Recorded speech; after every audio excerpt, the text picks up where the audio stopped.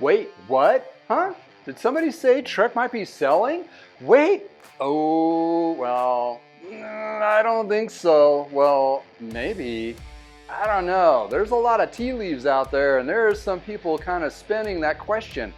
So out of the comments of my last video with Trek going 10% less or resizing and basically cutting 40% of their SKUs, that's a couple big question marks of why are they doing this? Well, let's review a couple of those comments from before, and let's just dive in on what it would look like that if somebody was jockeying to sell a big corporation like Trek look like after this. Welcome to I Know a Guy Bicycles, hanging out with a guy. Hi, I'm Justin the Guy. Obviously I have a garage shop. Take scary out of used, one bike at a time. If you want to be kept up to date on latest projects and topics, please like and subscribe. Hey, welcome back to I Know a Guy Bicycles, hanging with a guy. I know it's kind of clicky, sorry but not sorry, I'm telling you why. This is basically a follow-up of the video that I have listed. Yeah, check it out below. It's about basically the resizing of the 10% and reducing the SKUs of 40%. Well, there was a lot of chatter off of that particular video, a couple comments, and a couple really intriguing ones after that. Well, is Trek possibly jockeying to sell? Well, let's review an historical view of my lens and my opinion piece of what I've seen in years past, starting in the late 80s. Well, back in the late 80s in Parker Bikes, we carried Schwinn. They were they were the strongest brand out there. If you were a Schwinn dealer, you were an official, hands down, your local bike shop.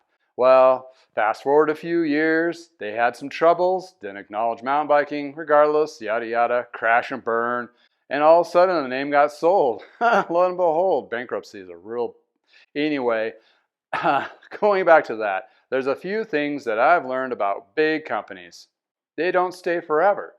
They don't. They disappear. Either they fade off into the sunset, or they get purchased or rebranded. I don't know. Think about Bed Bath Beyond, Blockbuster, Toys R Us. They're doing a comeback, right? You know, companies, totally different feels, of course, right? But if you look at Schwinn, Mongoose, GT, Cannondale, you name it, those companies got bought and sold and shifted around over the years. Well, that leads us what that looks like today. Either you get purchased outright, like, yeah, I built up my brand and I'm selling it. Yeah, that's one way of doing it. Or I'm burning down my brand and I'm closing it, or bankruptcy, and somebody's buying the name. Yeah, that has that direction too. Well, on a current state of what it looks like for companies boasting themselves of getting ready to sell. This is nothing new, and it's easily Googled and searchable of what a company is going to do. Well, let's review those things and let's see if it kind of checks the marks off of the Trek situation as it stands. Number one is shifting of leadership. What does that mean? Yeah, moving some big pieces around. Big salary. You need your books to look good, and you're going to be only in the short term, you're going to cut some fat from the top and give those guys whatever, golden parachutes if you like them, or let them go if you don't. Needless to say, what's going to happen is those big names are going to disappear. Recently found out Bontrager is left. They are changing the Bontrager product line to basically Trek product line. That's a big change and a lot of question marks to it from a future video that I just released earlier. In any case, they changed, right? Big names, and what else on behind the scenes that we don't know? Well, they're a privately owned company. John Burke owns it from his father. He may just be keeping it in the family business and doing all these adjustments to be stronger and healthier to years to come. That's fine and dandy, but you cannot overlook these insights. So big names, number one, yeah, changing a big head corporate positioning in those positions, that's a big red flag or indicator, I would think. Financial maneuvering. Well, he just said it out in his memo. We're resizing 10%. Okay, that's a little bit of maybe, but 40% of reduction of SKUs, that's huge. And you look at the multiple colors and everything, well, they didn't really specify what that 40% is going to entail. Well, okay, Trek carries gloves and shoes and bar tape and tires that are branded Bontrager. Going to be Trek now. Well, they also carry a whole crap ton of parts Yeah, Shimano, SRAM, you name it, to go with it. They were competing against QBP and also J&B Importers, which is the two, probably the big wholesalers of all the other small parts that bike shops buy. So if you're a Trek dealer, they're trying to take away that business from those other vendors. Yeah, working at a Trek dealer, your orders were Trek, Trek parts, accessories that Trek carried, and if they didn't have it, then you would order from Quality and QBP and BTI and whoever else. Yeah, they wanted all the dollars. So that 40% reduction could even just cover that. The extra fat that they're buying from Shimano, SRAM, whoever else to do that big portion and just strictly solely focus on their branding.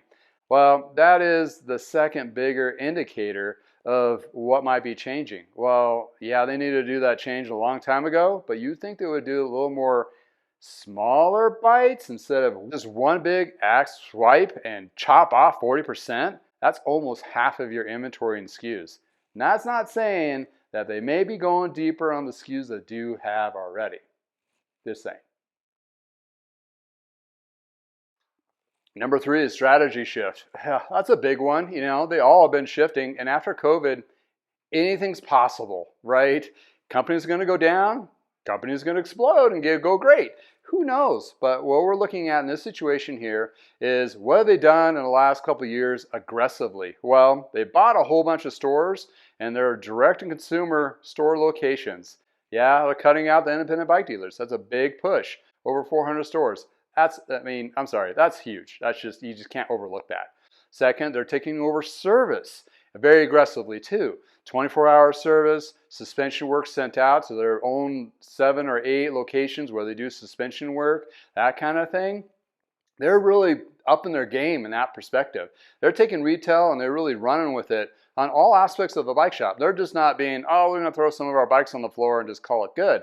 They're actually looking at it as running the business like a retailer, like us independent bike dealers have been doing for the last, 100 years or so. Interesting. But if you look at that, that's one big aggressive move. Well, there's probably a couple in one situation. But the other one is, yes, the Red Barn used market. Interesting here because they're taking in trade-ins. Apparently they've always taken trade-ins, but they dumped them off on Bicycle Blue Book to sell.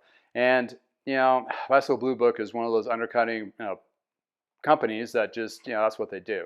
That's just kind of it's a setup for bike shops to get good deals on trade-ins and information for party-to-party sales. They're great, they're fine, whatever the case may be. But lo and behold, they decided to take the Trek trades and keep them themselves, refurbish them, give them some warranty, and resell them on the open market. Yes, direct to consumer. Yeah, that bike gets shipped right to your house. Well, they're trying to combat a couple things. One, the Canyon situation, and also Specialized going to direct-to-consumer. What a great way to kind of baby step into this online direct-to-consumer market, right? Yeah, actually is a pretty good move, thinking about it.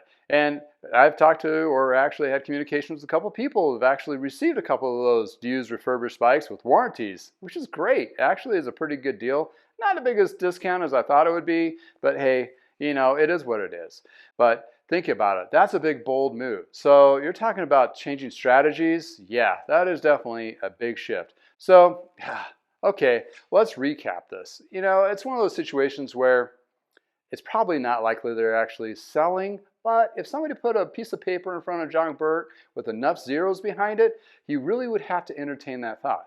But looking at these 3 different big fundamental changes in the company, preparing itself to shift to maybe putting themselves on the market to sell, that might be something.